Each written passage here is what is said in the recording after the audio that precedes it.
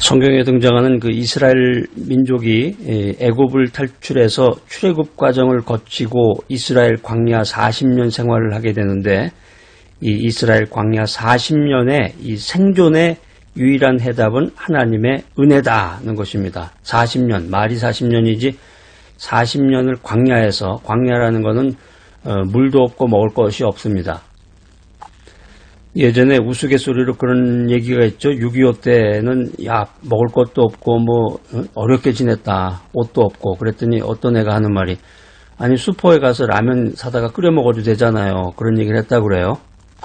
광야에는 슈퍼도 없고 자판기도 없어요. 아무것도 없는 데란 말이에요. 광야라는 데가 아무것도 없는 데라고.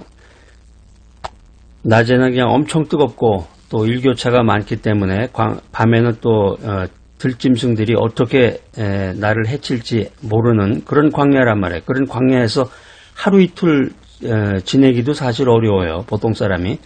그런데 광야에서 40년을 생활했다는 거죠. 먹고 자고 입으면서. 그 이스라엘 광야 이 40년, 이거 굉장한 겁니다. 이 40년이라는 게 이제 한 세대를 의미하는 건데, 이스라엘 광야 이 40년의 생존의 비결이 뭐냐? 생존의 비결, 그게 바로 하나님의 은혜다. 하나님의 은혜다라는 거죠. 그러니까 이 시련은 하나님의 은혜의 귀중함을 깨닫게 해주는 아주 중요한 도구라는 것입니다. 나의 오늘이 있게 한 사람이 누군가, 이걸 좀 생각해 봐야 되겠습니다. 하나님은 나에게 누군가, 정말 하나님이 계시다 그러면은 하나님은 과연 나에게 누군가? 먹을 물과 음식이 없는 이 광야에서 하나님으로부터 모든 필요를 공급받았습니다. 모든 필요를 공급받았다. 우리가 이 이야기를 들으면서 우리가 인생길이 광야란 말이에요. 광야 같은 곳에서 광야에 물이 없고 광야에 의지할 사람이 없고 어디로 가야 되는지 광야에 길이 없단 말이에요. 광야에 길이 없다.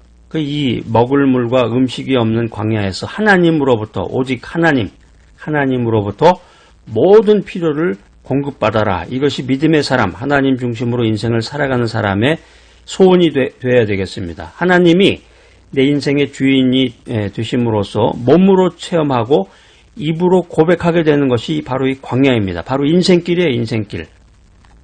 구약성경 신명기 8장 3절에 보면은 아주 특이한 게 하나 나오는데요. 만나라는 게 나와요. 만나.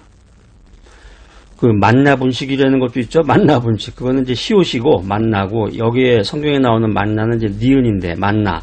그러니까 이 이스라엘 백성들이 이제 주식으로 삼았던 것이 이제 만나야, 만나. 이 만나라는 뜻이 도대체 이게 뭐냐? 하늘에서 이게 떨어지는 건데 갑자기 없던 것이 나타나는 거예요. 이게 이스라엘 백성들이 주식으로 삼았던 만나는 일찍이 인류 역사에 누구도 먹어보지 못했던 이 스페셜 푸드라는 거죠. 스페셜 푸드, 특별 음식이었다.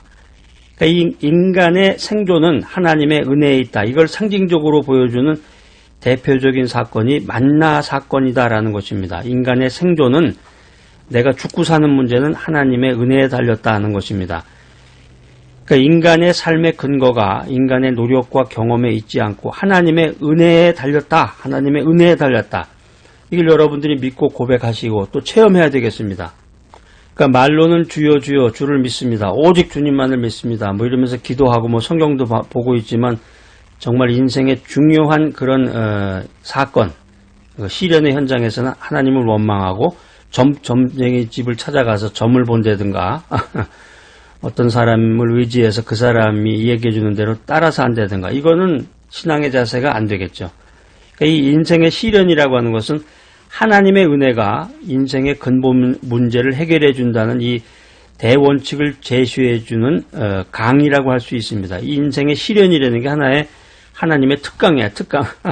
스페셜 렉처란 말이에요. 인생의 시련을 통해서 하나님이 그 제시해 주시는 그 음성을 들어야 되는데,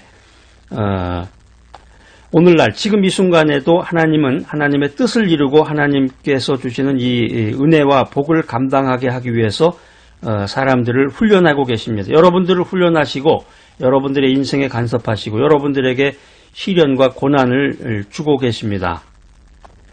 그래서 그 고난과 시련의 목적은 무엇이냐? 우리들의 그 믿음과 순종을 훈련하시는 거예요. 그래서 어떠한 어려움 가운데서도 주님께 순종하고 주님만을 바라보고 인생을 살아갈 수 있도록 그래서 우리가 믿음 가운데 있으면 하나님의 기적이 임하십니다.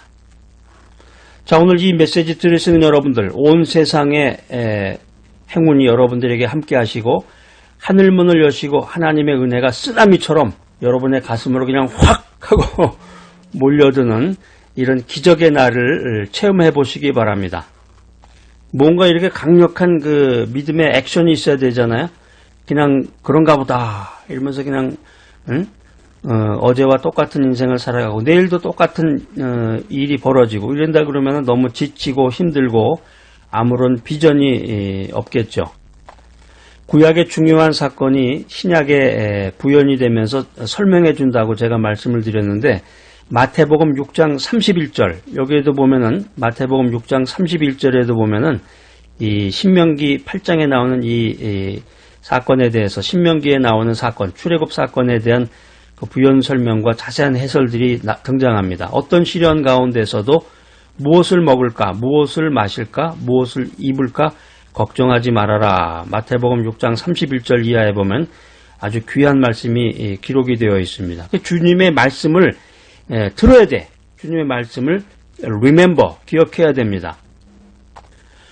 왜요? 주님의 은혜는, 하나님의 은혜는 우리들의 필요를, 인간의 필요를 넉넉히 채우고도 남음이 있기 때문입니다.